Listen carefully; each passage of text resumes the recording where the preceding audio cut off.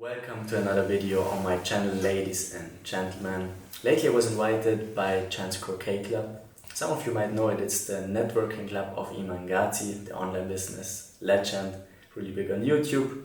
I was invited by them to be a part of a real estate tokenization call. I took the part of tokenization, tokenizing real estate and high-end assets. I used the call to spread a message about it and to get some really crystal clear, never heard information about how to tokenize assets and also what you as an investor need to take care of if you want to invest in such assets. A lot of value in my opinion, so enjoy the call. To kick things off, I want to thank obviously the GCC team with Robert, Lewis, etc.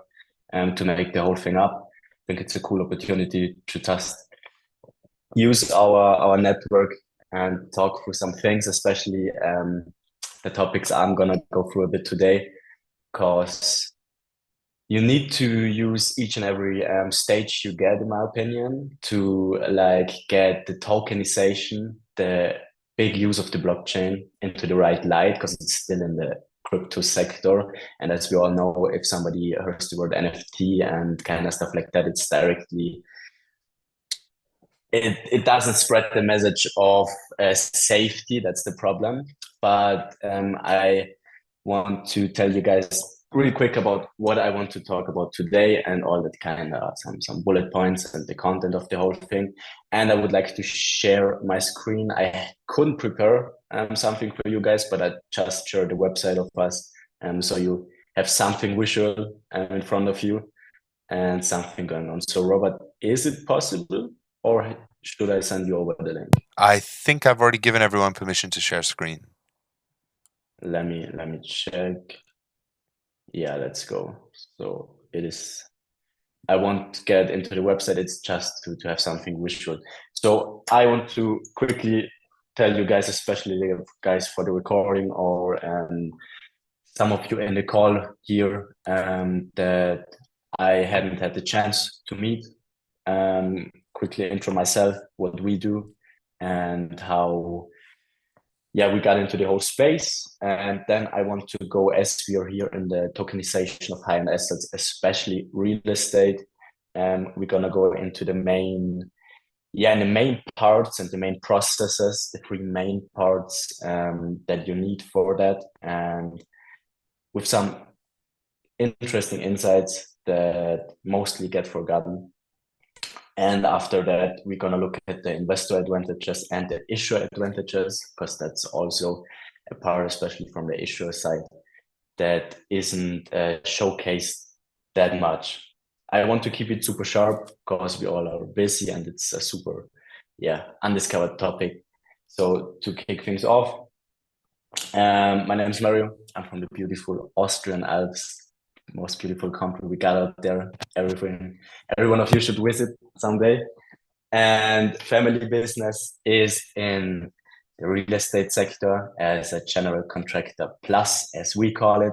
We cover real estate development, real estate investment, financing, literally everything you can imagine, doing 8 to 9 figures in revenue a year. And with that, I'm super blessed as having my father as best friend and mentor in that sector, and in general in the whole business sector on my side. And in the process of taking over that already established sectors, established company group, I always had the goal and was super interested in blockchain and tokenization. We won't get into whatever trading and stuff, that's absolutely different. We tokenization and blockchain, to use the blockchain and get a big advantage out of it. And my goal always was to say, okay, I want to bring something new, something valuable in the whole real estate sector and also in our already established structure, while taking it slowly over. So with that, over the past 4 years now, we did found the sector in our structure, tokenizing high-end assets in the European room. We want to go to the US as soon as possible, but we will get into the law sector later on, and that all of that is super regulated as it should be. And I want to quickly explain you how that whole thing looks like in our structure. So if you say, okay, we got a classic real estate object, super classic, as we all know how it works. You got an object, it is rented out, it is in our ownership, and it is practically finished. Then we say, okay, we want to tokenize the whole thing. And that whole thing works out to say, okay, we use the Ethereum blockchain, we use a blockchain, but it's important to use Ethereum. We will get back into that later on. And through that, you can tokenize it, make shares out of it, and make the investment possibility for each and everyone possible. For the big investors that already can invest, but mainly also for the smaller investor. And we are talking here about starting off 500 to 1K bucks. And that is generally the end product. We do that whole thing mainly with real estate, but in general, high-end assets. So we got real estate, we got collectibles, talking about watches, art, etc. We got movables, where you're talking about private jets, and real estate or property defined as movable.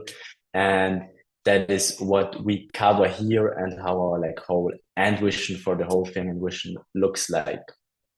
So before we get into some deeper insights, if we stay at the real estate thing and at the sample I just gave you guys, you can see that from the investor side, you want to buy a token for 1K or for X amount of money. Then the project is in forward defined as a project that has a good amount of return. When we want to use a sample again, we got a near Salzburger project, commercial real estate, 10 million plus, that got a yearly return of 8% to 10%. If you buy a token there, it's obviously from the investment purpose to say, okay, I have a super good return, inflation saved. My money parked, inflation saved, etc., etc. We'll get into the advantages later on in more depth. Or you define it as an hold project. We got many cool projects where you say, okay, it is a beautiful project architecture-wise, but it isn't planned to sell. It isn't planned, or it ain't got a big return, but it is a luxury real estate that 100% going to increase in price, and where you are super happy to have your money in. Then it's a hold project where you can park your money. Or you say, okay, I want one that we define forward that's going to be sold in 1, 2, 3 or X amount of years, or is made up for that. Then you can invest in one with that purpose. Really a quick overview for you guys right here. That would be the first topic. Lots of information in one. So if anyone got some questions to it or whatever to my journey or how we handle things, let me know. If not, we're gonna move on to a bit more in-depth information about all of that.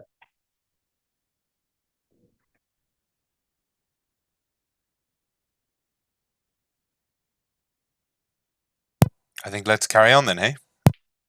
Let's carry on. Actually, makes sense. I just wanted to ask, I might be asking prematurely, Mario, but some of the regulatory issues that you guys are running into with tokenized real estate, what might those be? Yeah, I would love to get into that in the next topic in depth, but if we want to say, let's get into the next topic and answer your questions. So we got the 3 most important points. If you want to tokenize an asset, it is obviously the quality and the asset itself. It's the technical implementation, and it is also the regulation with the Financial Market Authority and the finance in general. To get back to your questions, there aren't in specific any big problems of doing projects. The problem is just that there is so much shitty projects out there that don't care about the regulations, that it's all just in such a bad light. If you want to see it from the classic real estate perspective, there are regulations too, and everyone is trying to make the best out of it, but we are following the regulations. And in that sector, somehow, because of some handlings and projects, whatever, it's just in a bad light. But in the end, you can see it like that. You have to have, first of all, communication with the financial market authority. As soon as you say, okay, I'm not just gonna use OpenSea that got all licenses, launch my NFT there and have my website marketed there. That is like, okay, it's still not perfect, but it's okay if you see regulations wise. But if you're in an LTD and you want to sell tokenized assets, you want to sell something related on a blockchain, then you need to talk to the financial market authority, as they are called over here in Austria, or to the finance if you want to have it for whole Europe. They in general got the task to take care of the end consumer, and are even over the classic finance we all are in touch with all the time. They're even above them, and they're really as specific for the blockchain sector to say, okay, I need to protect the end consumer in that sector. I need to check every project. I need to check every company. So if we want to say, okay, or you want to say you want to make something up in here, then you talk to them. They check your whole project. You need to make up a white paper. You need to make up a prospect. The white paper is a bit of first form of the prospect, around about 20 to 30 pages. The prospect is even more, up to 100 pages. It's super, super in depth. Then you're going to present it to them, are always in communication with them. It sometimes takes a month for them to respond. If you're longer in partnership or in general communication with them, and you got somebody you can speak to, it can be and is most of the time a bit faster. So most important thing, to get back to your questions, is you need to communicate with them. Then everything should be fine and you are guided. By doing that, you're going to do the white paper for your project. You're going to do the prospect for your project. And they usually say, it is fine, you can do that. Then you get the first step to say, okay, I am able to make that tokenized asset and can make the token up and market it to family and friends, if you want to call it like that. Then I can say after that, okay, Taylor, I got something for you. Let's talk about it and check your whole project. Maybe it is something for you, but not more. I can't go out doing ads. I can't go out doing any marketing for it. No. For that, you have to get back to them again and tell them, okay, I want to do marketing for that. I want to get the message out for this and that. And then you get back and need, again, more licenses and more allowance from the financial market service. And that is like a super normal process that we worked out with them over the past 4 years, launching our first projects this year. And it is just how it is, in my opinion, super normal. We get the same in the real estate sector, just a bit more established. And that message needs to be out for everyone working in that space, that you can't just launch any token, or if there is any token just launched, then it isn't more than any, like you just can't take it serious. That is simply how it is. I hope that somehow answers your questions, maybe as a little add-on to it to finish it up. What is a token? Legal side-wise, a token is a profit participation certificate. I needed to look it up because English isn't my native language, but it is a profit participation certificate. So it mainly says you are the owner of that. You're 100%, like from your share, let's say it's 1 token, 1K of that asset, you need to get your share of each and every profit that is made through that. But you ain't allowed to say, okay, I bought 1K, 1 token of that real estate object. I want that wall green. You aren't allowed to do that. That is not how the whole thing is built up. That is really roughly said. What is really, really roughly said, what the profit participation certificate says. So let me know if you have any more questions, but it should have covered like the main structure of the legal side. Yeah, it makes a lot of sense, bro. And it's nice to know that there is existing framework for this kind of thing. 100%, absolutely. And that is the most important thing here, that we have companies out there that work on tokenization, on blockchain projects, and that they are communicating with them. So through that, we have sectors and we have guidelines built up, and it will all get kind of the same as we got in each and every sector. And in the real estate sector, it will be just normal to do these processes. As a little add-on to the legal structure, to finish this one off, is we got, I mean, I hope every one of you got a bit of base knowledge, a blockchain, decentralized data bank. We got a smart contract. The smart contract is after developing. It's like an online contract. After developing, you can't change it. As a sample, the project got 50 token. Each one is whatever, 5K.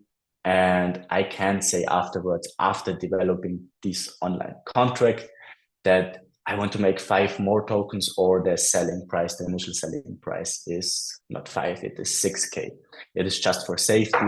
It is explained through the word decentralized in general. I won't get too deep into it because we don't have the time for it, and it's not that interesting, I guess. With that, the smart contract content, also from the technical side, is a right text for you to imagine, a right text, a legal text of 3 sentences that is formulated, worded like that it says it is 100% covered what the profit participation certificate says. So it is like 1-to-1. They both say the same. And the smart contract says, okay, everything that is in the profit participation certificate is connected with the contract. That's the most important thing for you as an investor to know. It is decentralized. You can look it easily up, and it's all open, an open book. So yeah, I mean, as a little add-on to that, over the past 4 years, we worked it out with the Financial Market Authority over in Austria.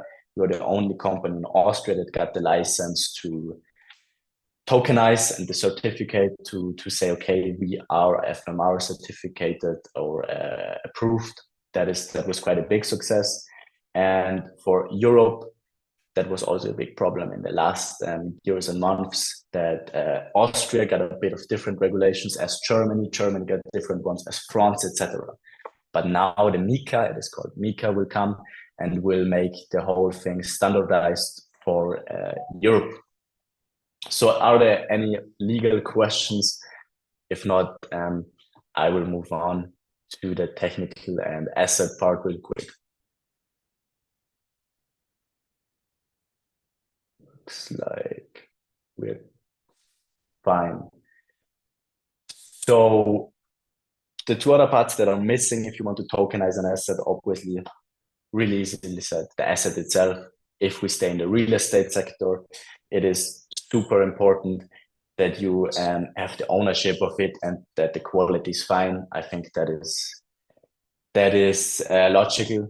But what many companies do is crowdfunding, and that is, in my opinion, nothing I see as a good investment if you are see it from the investor perspective, because in the end you are just buying the risk or the potential project and giving somebody that wants to make something up the money that the bank don't allows him or don't gives him, and the trust isn't there for him to finance the whole thing, or liquidity isn't there.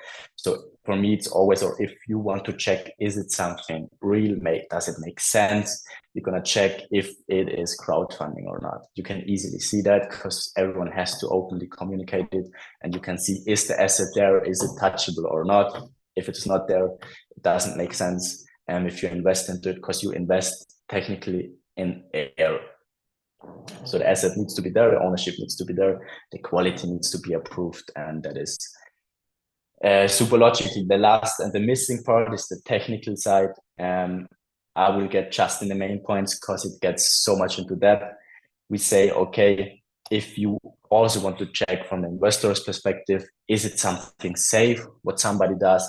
You check if they use Ethereum.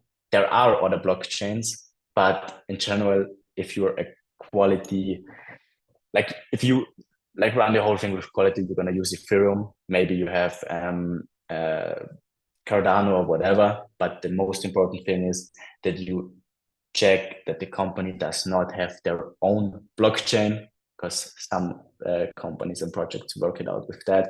Because if you have your own blockchain, you can make it up, but in the end, you made up the white paper for it, and it's not decentralized anymore, because people can just work it out and trade in your system.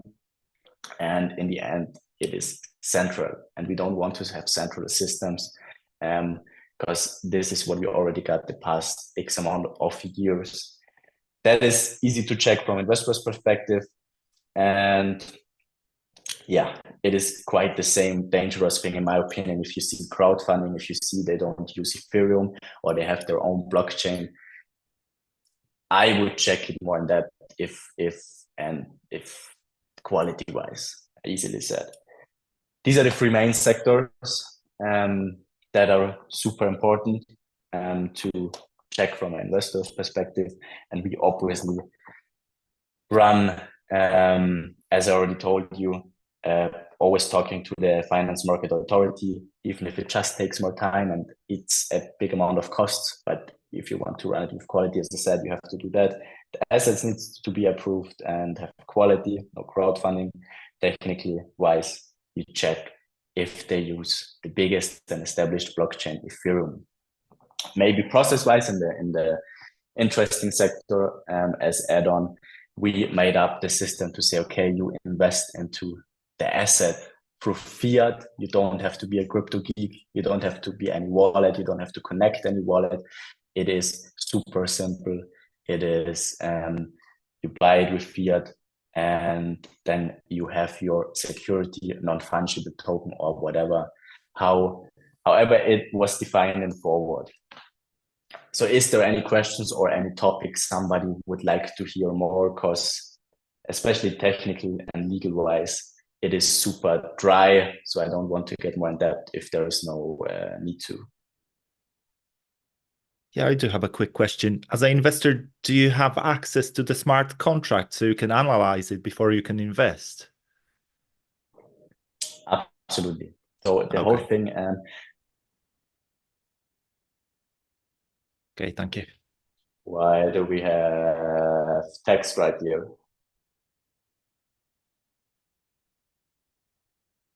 Can you guys hear that?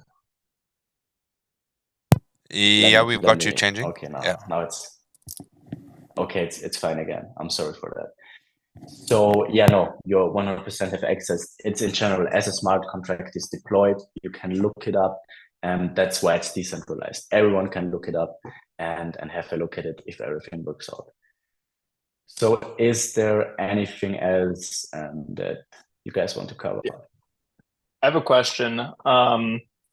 Thanks for giving this presentation, Mari. It's been super interesting. I have a question as it regards to like decision making and voting on an asset. Like I imagine if you tokenize it and it's owned by all these different kind of parties and investors, how do you kind of if decisions are going to be made as it relates to the property to sell it or invest in capital improvements, how have you found like structuring the voting and kind of decision making and ownership of the property? 100%. So the whole thing will get a bit more clearer when we get into investors' advantages and kind of stuff like that afterwards. But in the end, it looks like that you need an issuer company. Let's say it's project A, commercial real estate. People invest in it because it got a super 8% return, whatever. And as every real estate, you can invest inflation safe. So they is the issuer company that like says, okay, you get the token from my side with all licenses approved. And as investor, you can say, I buy the token and I have the return. I have it invested, it's safe, and I have also all the other advantages we get into a bit later on. But I can't say as investor, I want to do this and that. And even if it's like a 10 million euros project and somebody buys $3 million in tokens, you can't say, okay, I bought that amount. I want to say, or I want to have some rights to decide of things, because we say, okay, we got the Recon Group behind it for the real estate sector, and they are now for 20 years and established in the sector. We are in risk already. We own it. We rented it out. We build it up. All the kind of stuff as proof that it is safe. It is professionally selected, and from all aspects proved and safe, and we believe in it. So that is your position as an investor, when it comes to decision making.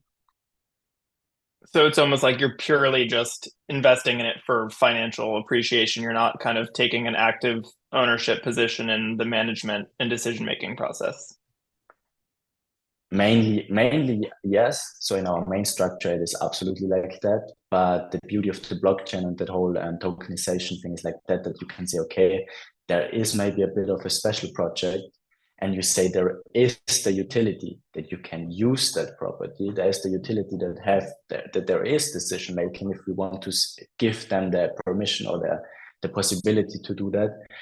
It is possible to do it, but for us, and to make sure that the real estate is perfectly handled, we 100% take care of everything, and take care of the customer to be, or bring the real estate in the perfect position.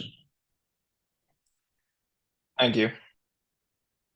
Perfect. So I would quickly move on to the last topic I want to get in. That is maybe super interesting. It is the advantages. What are my advantages as investor when you say, okay, you come whatever to us, there is this project, or there are some projects, I want to open up my app and want to buy a token right here.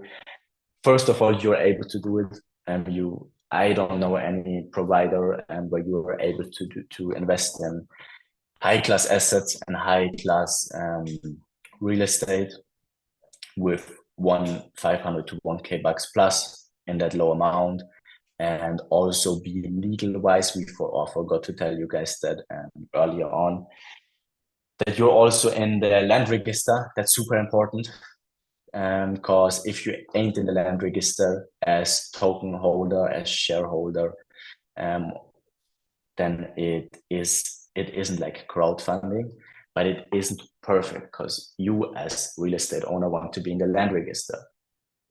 And that is a super important point to make, or even to be able to do it. The investment for each and everyone, quickly said, and there are no side and additional costs. We are over here in, I think I can say, Europe. We are talking about around about 10% additional costs. If you say, okay, I can finance it, I want to do the classic real estate investment, I have to plan with 10% additional costs when I talk about notary, bank, etc.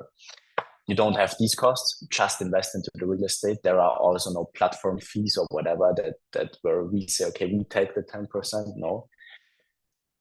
You don't need, obviously, no experience and professional selection. You don't have to risk to say, okay, is that a good project? Should I buy that whole thing? Do I have to renovate it or whatever? It's all taken care of. It's all proved. It is there. It is rented out. You can touch it. You're investing in a real asset, a tangible asset. There are tax advantages. I don't want to get too deep into it, but if you super easily said, these are all I'm talking about here are individual made up systems that we made up together with the Financial Market Authority, and aren't just out there for everyone, just to market or add on that it is all 1,000 times legal checked. There are tax advantages when you move from project A to project B. Let's say project A is after 2 years sold, you made a solid amount of money. You can say, I want to cash out, I want it in fiat, then obviously you have to pay taxes. Or you say, I want to stay in real estate, then we develop the system where you stay into the token economics and the token system, and you can switch the whole profit from project A to project B, and have a tax advantage here when it comes to your investment. I'm just going to interrupt you there and say we've only got about 5 minutes left. No worries. I'm in the last point. You obviously can diversify when there are X amount of real estate projects or assets you can invest in. Then you can take 10K and be owner of 10 different high-end real estate assets. And obviously, super important point, there is a secondary market. Let's say you invested that 10K in real estate and you need to repair your car. You can take out and sell free tokens, say 3K of that, and repair your car. If you have a classic real estate investment, you just can't say, okay, I'm selling a quarter or something of my real estate, maybe the door, to repair my car. That's not possible. And that is easily explained, the possibilities of the secondary market. And in the end, it's easy and worldwide. You're gonna get into your app, you're gonna get into your website, you invest, and it is done as you all know it from any Binance or whatever. Super easy and quickly done. And to finish it up real quick, issue advantages. What are the advantages of us tokenizing our projects? We need any advantage out of it too. Let's say the $10 million one and 10 million euro one. We tokenize the whole thing sells, and all the investors have already told you guys advantages. Our advantages, obviously, is we are liquid, we get liquidity out that wouldn't be there. There are 10 million in that sample of liquidity that are there now. So we can use that money and directly go into the next project without needing any bank to finance, etc. That is the main thing where the issuer profits out of the whole thing. That would be it. I hope there is something, or there was something in it, in that undiscovered space of tokenized asset for you guys. Fantastic. Thank you so much. I think we've got time for one question.